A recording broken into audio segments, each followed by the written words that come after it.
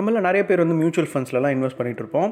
சமீபத்தில் எனக்கு mutual fund சார்ந்த ஒரு சில கேள்விகள் எல்லாமும் வரும். நான் வந்து இந்த ஃபண்டெலாம் நான் வந்து இன்வெஸ்ட் பண்ணிகிட்ருக்கேன், மாதம் மாதம் எஸ்ஐபி பண்ணிகிட்ருக்கேன், இந்த ஃபண்ட்லாம் வந்து சரியா அப்படின்லாம் கேட்பாங்க.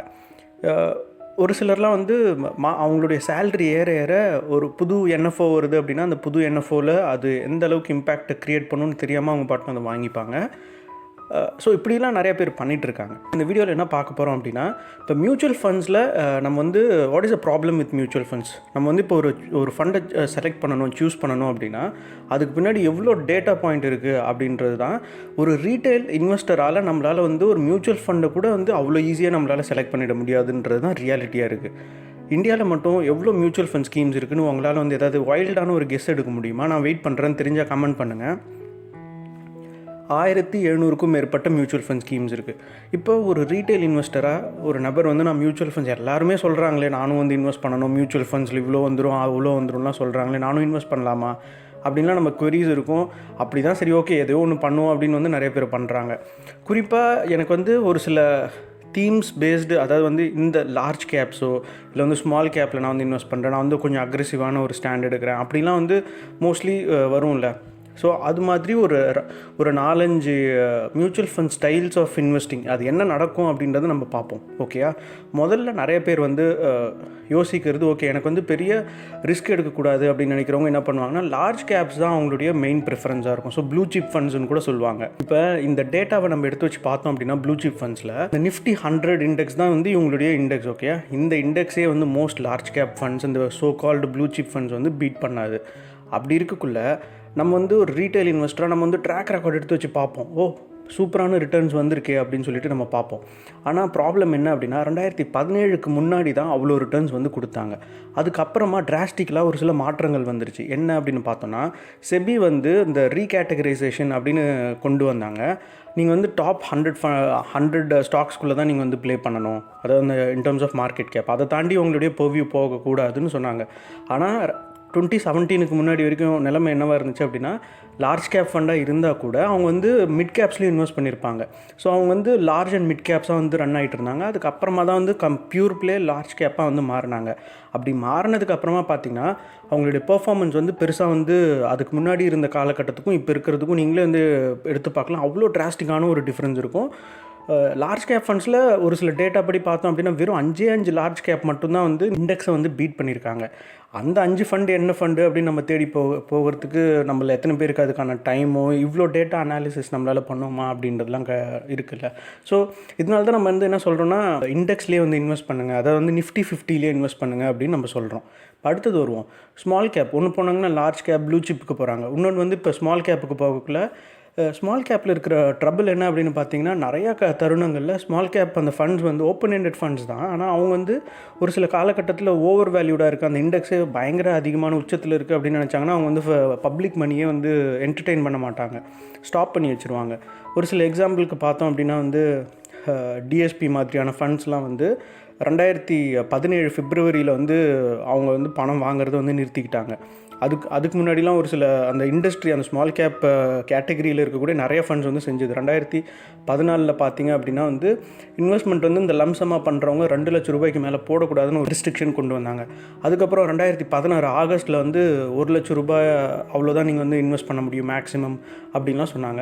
இதில் ப்ராப்ளம் என்ன அப்படின்னு பார்த்தீங்கன்னா, ரிஸ்க் அதிகமாக இருக்குதுன்னு தெரியும். ஸோ ஆப்வியஸாக வந்து ரிட்டர்னும் அதுக்கு தகுந்த மாதிரி இருக்குது. இப்போ ரிஸ்க் வந்து ஒரு சில சமயங்கள்லாம் பார்த்திங்கன்னா அந்த 2017 ரேலிலாம் நடந்துச்சு. அதுலேருந்து பார்த்திங்கன்னா வந்து ஒரு 50% வரைக்கும்லாம் கரெக்ட்லாம் இருக்குது மார்க்கெட். ஸோ அது வந்து அப்படியே ஆட்டோமேட்டிக்காக உங்களுடைய போர்ட்ஃபோலியோவில் வந்து ரிஃப்ளெக்ட் ஆகும் அது. So it's not for the faint of hearts. அது மட்டும் நீங்கள் வந்து நல்லா ஞாபகம் வச்சுக்கணும். அதுமாதிரி வந்து ஷார்ட் டியூரேஷனுக்கு இது வந்து உதவும் அப்படின்றதும் கிடையாது. இப்போ அடுத்தது வரும் நிஃப்டி 100 ஃபண்டு. சமீபத்தில் என்னுடைய சப்ஸ்கிரைபர் நண்பர் ஒருத்தர் வந்து நல்ல ஃபண்ட்ஸ் ஓரளவுக்கு சூஸ் பண்ணியிருந்தாங்க. ஆனால் வந்து நீங்கள் எல்லா இடத்துலையும் இண்டெக்ஸில் போடுங்கன்னு சொல்கிறீங்களே, அதனால் நான் வந்து நிஃப்டி 100 எடுத்துட்டேன் அப்படின்னு சொன்னார்.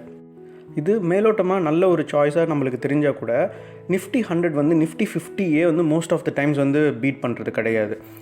ஒரு சில தருணங்களில் தான் வந்து நிஃப்டி 50 இண்டெக்ஸை நிஃப்டி 100 வந்து அவுட் பெர்ஃபார்ம் பண்ணுது. அந்த அவுட் பர்ஃபார்மன்ஸுக்காக நீங்கள் வந்து வெயிட் பண்ணிங்க அப்படின்னா எப்போயோ ஒரு சில சமயங்களில் பெட்டராக பெர்ஃபார்ம் பண்ணுது, இல்லைன்னு சொல்லலை. அப்படி பெர்ஃபார்ம் பண்ணக்குள்ளே பார்த்தீங்கன்னா நீங்கள் வந்து ஒவ்வொரு ஃபண்டுக்கும் எக்ஸ்பென்ஸ் ரேஷியோ கொடுக்குறீங்கள, அந்த எக்ஸ்பென்ஸ் ரேஷியோவெலாம் நான் கனெக்ட் பண்ணி பார்த்தேன் அப்படின்னா வந்து எனக்கு பெட்டராக எவ்வளோ நான் வந்து எக்ஸ்ட்ராவாக நான் வந்து ரிட்டர்ன்ஸ் என்ஜாய் பண்ணுறேன் அப்படின்னு பார்த்தீங்கன்னா 0.5 to 0.6% தான் அப்படின்றதும் வந்து டேட்டாலாம் இருக்குது. நம்மளோட ப்ராப்ளம் என்னென்னா இவ்வளோ டேட்டா, இவ்வளோ ஃபண்ட்ஸு, எதை நம்புறது, எது நம்ம எப்படி டிசைட் பண்ணுறது, இதெல்லாம் நம்மளால் வந்து கண்டிப்பாக இன்றைக்கி இருக்கிற காலகட்டத்தில் நம்மளால் பண்ண முடியாது அப்படின்னு நினைக்கிறேன். குறிப்பாக நம்ம எது மாதிரியான ஃபண்டில் நம்மளுக்கு எப்படி ரிட்டர்ன் வரும் அப்படின்னு துளி கூட நம்மளுக்கு ஐடியா இருக்காது அப்படின்றது தான் மோஸ்ட் ஆஃப் த ரீட்டைல் இன்வெஸ்டர்ஸுக்கு இப்படி தான் நடக்குது. ஏன்னா இன்றைக்கி இந்த மியூச்சுவல் ஃபண்ட்ஸ்லாம் விற்கப்படுற சேனல்ஸ்லாம் பார்த்திங்கன்னா வந்து பேங்கிங் சேனல்ஸ் மூலிமாவோ இல்லை வந்து ஒரு டிஸ்ட்ரிபியூஷன் சேனல் மூலிமாவோ தான் நடக்குது. அவங்க தேர் ஆல் டைரக்ட்லி லிங்க்டு வித் அந்த என்ன சொல்கிறது எக்ஸ்பென்ஸ் ரேஷியோ, அப்படி இல்லைனா அவங்களுடைய கமிஷன் பேஸ்டு தான் வந்து இந்த ஃபண்ட்ஸ் எல்லாமே வந்து பரிந்துரைக்கப்படுது. நீங்கள் வந்து ஒரு அட்வைசர் கிட்ட போனீங்க அப்படின்னா ஓகேங்க நீங்கள் வந்து 4 ஃபண்டு எடுத்துக்கோங்க அப்படின்னு சொல்லுவாங்க. அந்த 4 ஃபண்டுக்கும் 4 வாட்டி கமிஷன் வாங்குவாங்க. ஸோ அதெல்லாம் வந்து உங்களுக்கு சொல்லவே மாட்டாங்க. அடுத்தது இன்னொரு கேட்டகரி ஆஃப் ஃபண்ட்ஸ் இருக்குது. இது வந்து ஃபோக்கஸ்டு ஃபண்ட்ஸ் அப்படின்னு சொல்லுவாங்க. இந்த பேர்லேயே வந்து ஃபோக்கஸ்ட் ஃபண்ட்ஸ் அப்படின்னா வந்து சூப்பர் அப்படின்னு நம்ம நிறைய பேர் நினச்சிக்கிறோம். இந்த ரீகேட்டகரைசேஷன் செபி இன்ட்ரடியூஸ் பண்ணாங்கல்ல 2017, அதுக்கப்புறமா தான் இந்த கேட்டகரியை வந்து லான்ச் பண்ணுறாங்க. அக்டோபர் 2017 வாக்கில் தான் வந்து லான்ச் ஆகுது. இதில் வந்து மேக்ஸிமம் 30 ஸ்டாக்ஸ் தான் வந்து இன்வெஸ்டே பண்ண முடியும். இதுலேயும் வந்து ஸ்ப்ளிட்லாம் இருக்குது. 65% ஈக்விட்டி இது மாதிரியான ரேஷியோலாம் வச்சுருப்பாங்க. இதில் ப்ராப்ளம் என்ன அப்படின்னா வந்து most of the focused funds வந்து அந்தந்த ரெஸ்பெக்டிவ் இண்டெக்ஸே வந்து பீட் பண்ணல. ஒரு காரணம் கூட கிடையாது நீங்கள் வந்து ஃபோக்கஸ்ட் ஃபண்ட்ஸ் பக்கம் போகணும் அப்படின்றதுக்கு. கண்டிப்பாக ரீட்டைல் இன்வெஸ்டர்ஸ் இது மாதிரியான கேட்டகரிஸ்குள்ளே என்ட்ரே ஆகக்கூடாது. இன்ஃபேக்ட் அந்த வேர்ஸ்ட் பர்ஃபார்மர்ஸ் அப்படின்னு கூட நம்மளால் சொல்ல முடியும். இப்போ இது வந்து ஒரே ஒரு ஃபோக்கஸ்டு ஃபண்டு நீங்கள் வந்து செலக்ட் பண்ணி இன்வெஸ்ட் பண்ணிங்கனாலே வந்து இவ்வளோ நான் சொன்ன ட்ரபிள்லாம் இருக்குது. இப்போ நீங்கள் வந்து ஒரு 2 ஃபோக்கஸ்டு ஃபண்டு இல்லை 3 ஃபோக்கஸ்டு ஃபண்டு வச்சுருந்தீங்கன்னா you are actually collecting all the worst funds together அப்படின்றது நீங்கள் வந்து புரிஞ்சுக்கணும். நெக்ஸ்ட் கேட்டகரி வந்து பார்த்திங்கன்னா கிரேட்டர் சைனா ஃபண்ட். நான் வந்து அப்ராடில் அக்ராஸ் ஜியாகிரஃபிஸ் இன்வெஸ்ட் பண்ணுறேன் அப்படின்னு சொல்கிறாங்க. திரும்ப ரீட்டைல் இன்வெஸ்டர்ஸுடைய கிளாசிக்கலான ஒரு ப்ராப்ளம் என்ன அப்படின்னா நம்மளுடைய பாஸ்ட் ரெக்கார்டை பார்ப்போம். இந்த கிரேட்டர் சைனா ஃபண்ட்லாம் பார்த்திங்கன்னா 75% ரிட்டர்ன்ஸ் வந்து கடந்த ஒரு வருஷத்தில் கொடுத்தாங்க. இதுக்கு தான் வந்து நிறைய பேர் வந்து விழுந்துடுறாங்க. ஒரே வருஷத்தில் இவ்வளோ கிடைக்குதா அப்படின்னு சொல்லிட்டு கொஞ்சமாவது லாஜிக் யூஸ் பண்ணி நம்ம யோசிச்சோன்னா இது மாதிரி 75% இயர் ஆன் இயர் முதல்ல கிடைக்குமா? கண்டிப்பாக கிடைக்காது. அப்படி கிடைக்கும் பட்சத்தில் எல்லா பணமும் அங்கே தானே போவோம். ஸோ அப்படி நடக்காது அப்படின்றதுலேயே வந்து அந்த லாஜிக் யூஸ் பண்ணிங்கன்னா ஓகே இது எப்பயோ ஒரு தருணத்தில் நடக்கும் அப்படின்றத நம்ம வந்து புரிஞ்சுக்கணும். அது மட்டும் இல்லாமல் கோவிடுக்கு நடுவில் இது மாதிரி நடந்துச்சு. இப்போ நம்ம இந்த greater China fund versus Nifty 50 கூட நம்ம கம்பேர் பண்ணால் கூட இந்த டிஆர்ஐ இண்டெக்ஸ் சொல்கிறாங்களா, அப்படி கம்பேர் பண்ணக்குள்ள கூட ஒன்றும் பெரிய பெர்ஃபார்மன்ஸ்லாம் ஒன்றும் கிடையாது. அதுதான் வந்து ஃபேக்டாக இருந்திருக்கு. இது மாதிரி அவுட் பர்ஃபார்மன்ஸ், பயங்கரமான ஒரு அவுட் பர்ஃபார்மன்ஸ் முதல்ல சாத்தியமே கிடையாது. அப்படி சாத்தியம் இல்லை அப்படின்னு சொன்னதுக்கப்புறமா என்ன நடக்கும், ஆட்டோமேட்டிக்காக இந்த ரிட்டர்ன்ஸ் வந்து ஃபால் ஆக ஆரம்பிக்கும். ஏற்கனவே அந்த ஃபால் வந்து ஆரம்பித்ததை நம்ம பார்க்க முடியுது இந்த கிரேட்டர் சைனா ஆஃப் ஷோர் ஃபண்ட்லாம் பார்த்திங்கன்னா. அடுத்தது வந்து செக்டோரல் ஃபண்ட்ஸ் வந்து டெஃபினட்டாக வந்து ரீட்டைல் இன்வெஸ்டர்ஸுக்கு கிடையாது. ஏன் அப்படின்னா it's more volatile than other kind of funds. அது மட்டும் நம்ம நல்லா ஞாபகம் வச்சுக்கணும். இப்போ பாருங்கள், கோவிடுக்கு நடுவில் ஃபார்மா ஃபண்டில் இன்வெஸ்ட் பண்ணவங்க நல்ல பணம் சம்பாரிச்சிருக்கலாம். கோவிடுக்கு முன்னாடி 3-4 இயர்ஸ்க்கு முன்னாடி பணம் போட்டவங்களுக்குலாம் வந்து அவங்கள பெருசாக வந்து சம்பாரிச்சிருக்க மாட்டாங்க. அதே மாதிரி தான் வந்து பேங்கிங் செக்டரில் வந்து 2008-10 போட்டிருந்தாங்கனாலும் பெரிய வாலட்டாலிட்டி பெருசாக வந்து ட்ரபிளில் வந்து மாட்டியிருப்பாங்க. இப்போ இந்தியாவை பொறுத்த வரைக்கும் இன்ஃப்ரா ஃபண்ட்ஸ்லாம் வந்து 8-10 போட்டாங்க. ஸோ செக்டோரல் ஃபண்ட்ஸ் வந்து highly risky, highly volatile, definitely not for the retail player. அதே மாதிரி ஹைப்ரிட் ஃபண்ட்ஸ்லாம் பார்த்திங்க அப்படின்னா கூட வந்து ஒரு மார்க்கெட் கிராஷில் உங்களுக்கு வந்து கொஞ்சம் குஷனை கொடுக்குமே தவிர, அதர்வைஸ் மார்க்கெட் வந்து ஒரு புல் மார்க்கெட், ஒரு ரேஜிங் மார்க்கெட்டில் இருக்குது அப்படின்னு சொல்லக்குள்ள உங்களுக்கு வந்து பெருசாக அவுட் பர்ஃபார்மன்ஸ் வந்து கொடுக்கறது வந்து பெரிய டவுட்டு தான். ஸோ இதெல்லாம் ஒரு சில சின்ன சின்ன செக்டரில், அதாவது வந்து கேட்டகரிஸில் எப்படிலாம் வந்து நடக்குது அப்படின்றது நம்மள ரீட்டைல் பிளேயர்ஸாக இன்வெஸ்டர்ஸாக இருக்கிறவங்க இதெல்லாம் வந்து நம்ம கவனிக்கிறதே கிடையாது. அப்படியே நம்ம அதுக்கான நேரம் ஒதுக்கிறது கிடையாது. நேரம் ஒதுக்குனா கூட எந்த ஃபண்டை சூஸ் பண்ணுறதுன்னு இவ்வளோ கன்ஃபியூஷன் இருக்குது. ஸோ யோசிங்க. என்ன கேட்டிங்கன்னா வந்து ஒரு நோ பிரெய்னர்னால் வந்து ஒரு நிஃப்டி 50 இண்டெக்ஸில் போடுங்க அப்படின்னு சொல்லுவேன்.